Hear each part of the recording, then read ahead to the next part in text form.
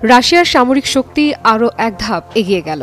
রাশিয়ার সামরিক বহরে যুক্ত হল নতুন একটি চতুর্থ প্রজন্মের পারমাণবিক সাবমেরিন। ২৪ জুলাই উত্তর রাশিয়ার সেভেরোডভিনস্ক শহরে আনুষ্ঠানিকভাবে সাবমেরিনটির উদ্বোধন করেছেন প্রেসিডেন্ট ভ্লাদিমির পুতিন।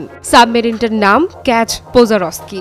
এটি রাশিয়ার আধুনিকতম সাবমেরিনগুলোর একটি, যা নাগরিকদের উন্নত প্রযুক্তির সঙ্গে যুদ্ধ ক্ষমতা বাড়াবে বলে মনে করছে ক্রেমলিন। এই সাবমেরিনে সংযুক্ত রয়েছে সর্বাধুনিক ক্ষেপণাস্ত্র ব্যবস্থা, টর্পেডো অস্ত্র, উন্নত navigation system, radio technical support এবং হাইড্রো অ্যাকোস্টিক প্রযুক্তি, যা শত্রুপক্ষের সাবমেরিন শনাক্তকরণে গুরুত্বপূর্ণ ভূমিকা রাখবে। সাবমেরিনটি চতুর্থ প্রজন্মের হওয়ায় এটি প্রতিপক্ষকে হামলার ক্ষমতায় রাশিয়ার নৌবাহিনীকে বড় ধরনের কৌশলগত সুবিধা এনে দেবে। উদ্বোধনী অনুষ্ঠানে রুশ নৌবাহিনীর কমান্ডার ইন চিফ আলেকজান্ডার ময়সেভ, রাষ্ট্রপতির সহকারী নিকোল পত্রোসেভ এবং স্টেট কাউন্সিলের সেক্রেটারি অ্যালেস্কি ডিউমিন উপস্থিত ছিলেন। অনুষ্ঠানস্থলে সামরিক প্রোটোকল বজায় রেখে প্রেসিডেন্টকে দেয়া হয় গার্ড অব অনার এবং স্যালুট।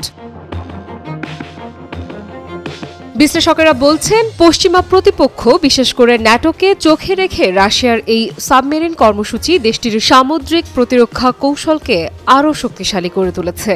রাশিয়া ইতোমধ্যে আর্কটিক এবং উত্তর আটলান্টিক অঞ্চলে নৌসেনা মোতায়েন বাড়াচ্ছে। এই পারমাণবিক সাবমেরিন যুক্ত হওয়ার অর্থ ভবিষ্যতের যে কোনো বড় সমুদ্র যুদ্ধে রাশিয়ার হাতে থাকবে এক নতুন সাইলেন্ট হান্টার।